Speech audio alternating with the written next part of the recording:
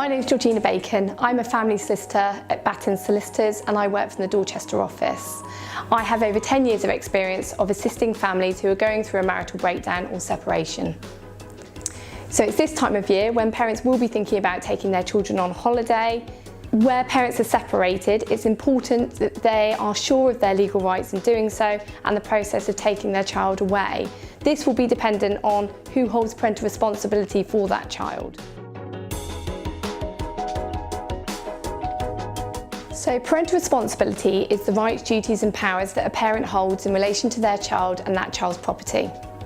So that means on top of the day-to-day decisions that you make for your child, it's the big decisions which affect your child's upbringing. So that's things like what name they're known by, what religion they follow, what school they attend, and also enables you to give consent for medical treatment. So you can acquire parental responsibility in a number of ways. There's too many for us to cover in this video. But the mother will automatically have parental responsibility when she gives birth to the child.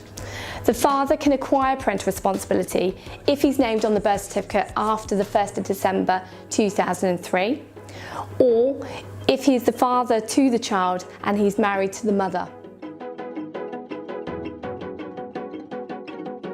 You will need to seek the written consent of the other person who holds parental responsibility.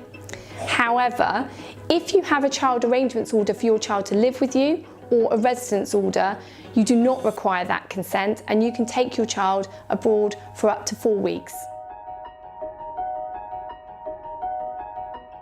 If the other parent will not agree, then you will need to make an application to the court for a specific issue order. The court will need to consider what's in your child's best interest as to whether they will make that order. You will need to make an application to the court as soon as you are aware that you are going on holiday and the other parent does not consent to that.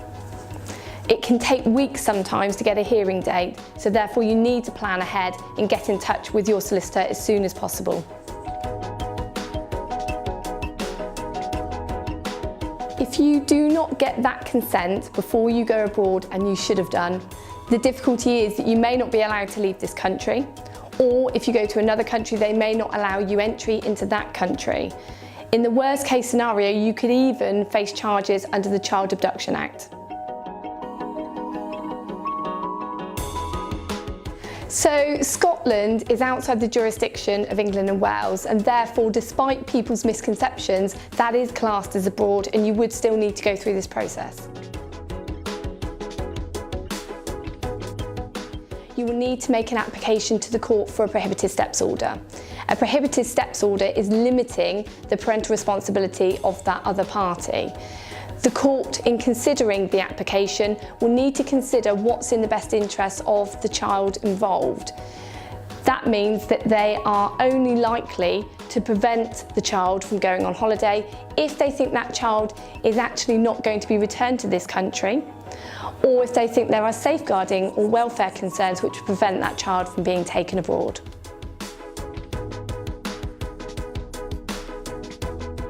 Before you make your application, you will need to refer the matter to a mediator.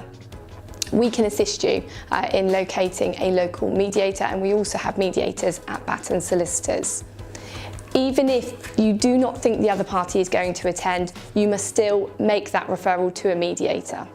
If you have any questions, of course, you can always contact us and we'll be available to deal with any queries that you may have.